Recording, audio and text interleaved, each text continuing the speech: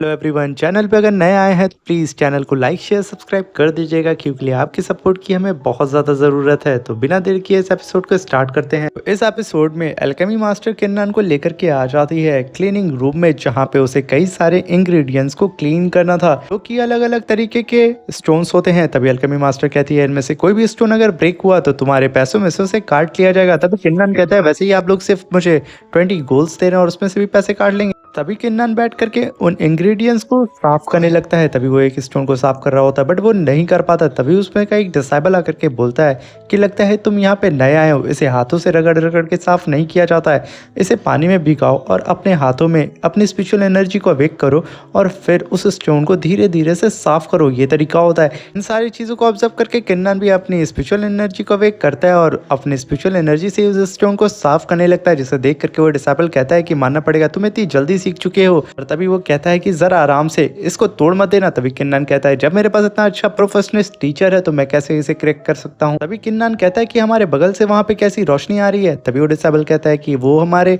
Upper class के disciples का room है, वहाँ पे बैठ के वो एल्केमी कर रहे हैं और यहाँ पे सिर्फ लोअर ग्रेड के डिसाइबल आकर के इस स्टोन को क्लीन करते हैं। उस एल्केमी हॉल में बैठ करके हमने जो स्टोन साफ किया ना उसके जरिए वो लोग एलेक्सर बनाते हैं और उन्हें पर डे का 100 गोल्ड टेल्स मिलते हैं। तभी किन्नन उस एल्केमी हॉल की ओर मुड़ जाता है क्योंकि किन्नन को भी एल्केमी आती थी। तब मगर पीछे से खड़ा हुआ डिसाइबल उसे रोक रहा होता है कि रुक जा, तुम एक लोअर ग्रेड के डिसाइबल हो, तुम इन अपर क्लास के डिसाइबल्स के पास नहीं जा सकते हो। मगर किन्नन उस एल्केमी हॉल में घुस जाता है। फिर उस एल्केमी हॉल का टीचर उसे रोक देता है और कहता है तुम्हारी इतनी हिम्मत कि तुम लोअर क्लास के डिसाइबल होकर के यहाँ पे अपर क्लास के डिसाइबल्स के रूम में आ गए। तभी किन्नन कहता है कि मैं भी यहाँ पे बैठ करके एल्केमी करना चाहता हूँ क्योंकि मुझे भी एल्केमी की नॉलेज है। मगर उस डिसाइबल की तो हालत खराब हो रही होती है। अभी वो मास्टर कुछ इंग्रेडिएंट्स को ला करके किन्नन के सामने रख देता है और कहता है कि चलो दिखाओ कि तुम कितने ज़्यादा टैलेंटेड हो। अगर तुमने यहाँ पे एक भी हर्ब्स को खराब किया और यहाँ पे तुम एल्केमी नहीं कर पाए तो तुम्हें लात मार करके मैं यहाँ से भगा दूंगा और बदले में तुम्हें 500 गोल्ड टेल्स फाइन लगाऊंगा। तभी किन्नन कहता है अच्छा मुझे ये बताइए कि आप लोगों को सेकंड लेवल का कॉपर हीलिंग एलेक्सर बनाने में कितना टाइम लगता है। तभी पीछे खड़ा हुआ डिसाइबल बोलता है कि मेरे जैसे जीनियस को सिर्फ 1 घंटा लगता है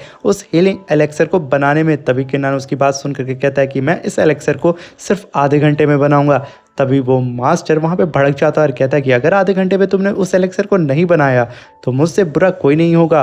और तभी हम देखते हैं किन्नन उसकी बात को इग्नोर करके वहाँ पे बैठ के अपने फर्नेस को निकाल करके एल्केमी स्टार्ट कर देता है और वो उस होस्ट यानी कि मास्टर की बात को इग्नोर कर रहा होता है और धीरे धीरे उस सारे इंग्रेडिएंट्स को डाल करके उस फर्नेस में रिफाइन कर देता है और फाइनली वो एलेक्सर को रिफाइन करके उसे बाहर निकाल देता है जो कि सेकंड लेवल का कॉपर हीलिंग एलेक्सर होता है, वो भी आधे घंटे के अंदर, जिसे देख करके उस मास्टर के तो होश उड़ जाते हैं। तभी पीछे से आवाज आती है किन्नन जब पढ़ के देखता है तो वही रिसेप्शनिस्ट आ रही होती है जो कि इस एल्केमी हॉल की मास्टर होती है। वो कहती है किन्नन अगर तुम इसी तरीके से एल्केमी करोगे तो मैं तुम्हें 200 टेल्स पर डे दूंगी क्योंकि तुमने आधे घंटे में इस एलेक्सर को बना करके वाकई में मुझे इम्प्रेस कर दिया। अभी किन्नन को पता चलता है कि वो कोई रिसेप्शनिस्ट नहीं एक एल्डर है और इसी वजह से वो वहाँ पे मुस्कुराने लगती है। मगर यहाँ पे जो मास्टर होता है वो तो अभी भी किन्नन की इस जीत को एक्सेप्ट नहीं कर पाता है और यहीं सीन शिफ्ट होता हमें दिखाया जाता है कि किन्नन ने उसी झोपड़ी में आकर के बैठ जाता है और साथ में उसे फर्स्ट स्टेज का वाटर स्पिरिट क्रिस्टल भी मिल चुका था जिससे वो उस एलेक्सर को बना सकता है, जिससे वो अपनी कल्टीवेशन लेवल को अपग्रेड कर सकता है। तभी किन्नन बिना देर किए हुए उस वाटर क्रिस्टल को ब्रेक करके अपने एल्केमी फर्नेस में डाल देता है और कई सारे हर्ब्स को डाल करके उस पिल को रिफाइन करने लगता है और फाइनली वो उस पिल को रिफाइन कर लेता है जो कि डिवाइन एलेक्सर होता है। अगर इस एलेक्सर को किन्नन खा लेता है तो वो ब्रेक थ्रू तो कर जाएगा मगर उसे बहुत ही ज्यादा ह्यूज अमाउंट में पेन होगा, जैसे कि उसकी पूरी मसल्स क्रैक हो रही हैं और उसकी हड्डियां वहां पे चूर चूर हो जा रही है। मगर किन्नन बिना देर किए उस एलेक्सर को अपने हाथ में लेता है और कहता है कि मुझे कैसे भी करके आज 7th लेवल से सीधा 9th लेवल के बॉडी रिफाइनमेंट फेज पे पहुंचना होगा। अगर मैं ब्रेक थ्रू नहीं कर पाया तो मेरे लिए इस सेक्ट में रहना बहुत ही ज़्यादा मुश्किल हो जाएगा क्योंकि और लोग मुझे आकर के बुली करेंगे।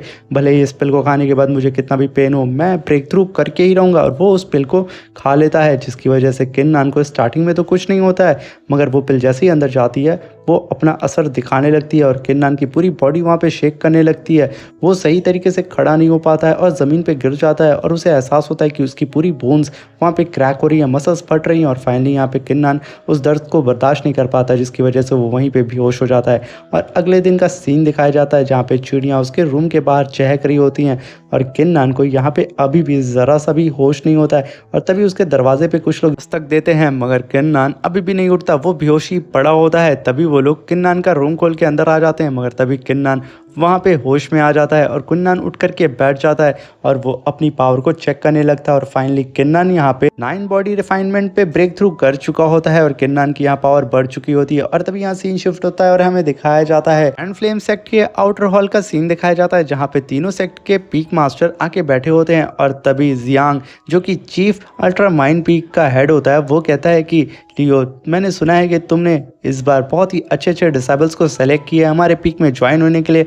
लियो इस बात को सुन करके वहाँ पे हामी भरता है और तभी सभी बोलते हैं कि ये लोग सिर्फ अपने डिसेबल पे ही निर्भर रहते हैं। इस बात को सुन करके जियांग बोलता है कि इस सेक्ट में से पावरफुल ही नंबर 1 पे रहते हैं और लूज़र हमेशा नंबर 2 पे रहते हैं। तो अगर मेरे पास पावरफुल डिसेबल आ रहे हैं तो तुम्हारी बम में आग क्यों लग रही है। इस बात को सुन करके एल्डर भी भड़क जाते हैं जो कि दी पर्क पीक के एल्डर होते हैं। वो कहते हैं तुम्हारी इतनी हिम्मत, तुम बकवास करना बंद करो वरना मुझसे बुरा कोई नहीं होगा। तभी जियांग कहता है कि यहाँ पे बुड्ढे तुम बहुत ज़्यादा बकवास करो, पहले तुम फर्स्ट पोजीशन पे तो आके दिखाओ, हमेशा सेकंड पोजीशन पे ही रहे हो। तभी वो पलटता है और कहता है कि ये थर्ड पीक तो कुछ बोल ही नहीं रहे हैं। आउटर सेक्ट के एल्डर यहाँ पे कुछ नहीं बोलेंगे जो कि हमेशा हार जाते हैं हर एक कंपटीशन में। और तभी हमें दिखाया जाता है आउटर पीक के मास्टर का जो कि मास्टर यांग जियाओ होते हैं। कहते हैं कि तुम जैसे मन बुद्धियों से बात करने का कोई फायदा नहीं है। इस बात को सुनकर के जियांग वहाँ पे हंसने लगता है और तभी उन लोग के बीच में दखल अंदाजी देता है लियो और कहता है कि मास्टर, मैंने तो सुना है कि हान बुकू अपने साथ एक डिसेबल को लेकर के आई है जो कि 7 बॉडी रिफाइनमेंट के फर्स्ट स्टेज पे और वो सिटी से बिलोंग करता है। ये सुनकर के हान बुकू उसका कोई रिस्पॉन्स नहीं करती है। और तभी मास्टर यांग जियाओ हान बुकू से पूछते हैं कि हान बुकू, लियो यहाँ पे जो बोल रहा है क्या वो सच है कि हमारे सेक्ट में ज्वाइन करने के लिए तुमने इतने लो ग्रेड के डिसेबल को लाया। तभी हान बुकू कहती है कि मास्टर, आप मुझ पे भरोसा करें क्योंकि मैं कभी किसी इंसान को पहचानने में गलती नहीं कर सकती हूँ। हान बुकू की ये बात सुन करके यांग जियाओ कहते हैं ठीक है, मुझे तुम पर पूरा भरोसा है। और ये कह करके वो सामने देखने लगते हैं और तभी होस्ट वहाँ पे अपीयर होता है और कहता है कि इस बार ग्रैंड फ्लेम सेक्ट में ज्वाइन होने के लिए टोटल 1000 डिसेबल आए हैं तो 333 डिसेबल पर सेक्ट में जाएंगे और उन्हें उनकी कल्टीवेशन के हिसाब से ही सेलेक्ट किया जाएगा। और जो डिसेबल बच जाएंगे जो कि सबसे वीक हैं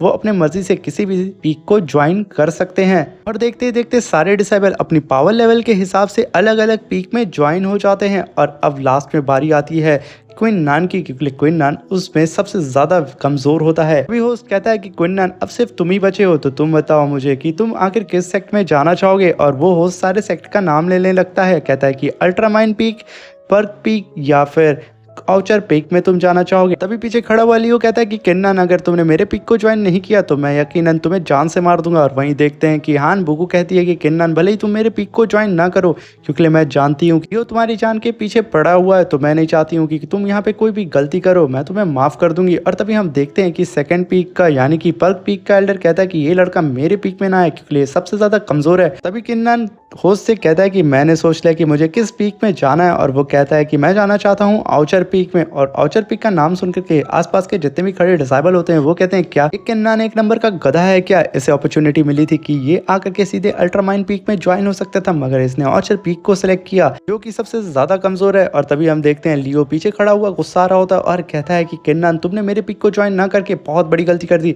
और वो अपने साथियों से कहता है इस किन्नान का छीना हराम कर दो और मैं चाहता हूँ कि ये जल्द से जल्द इस ग्रैंड फ्लेम सेक्ट को छोड़ करके बाहर निकल जाए क्योंकि वो जैसे ही बाहर जाएगा मैं उसे जान से मार दूंगा। ये कह करके वो अपने साथियों के ऊपर चिल्ला रहा होता है। यहीं पे हमारा ये एपिसोड खत्म हो जाता है। मिलते हैं इसके नेक्स्ट एपिसोड में। Thank you, bye bye, take care.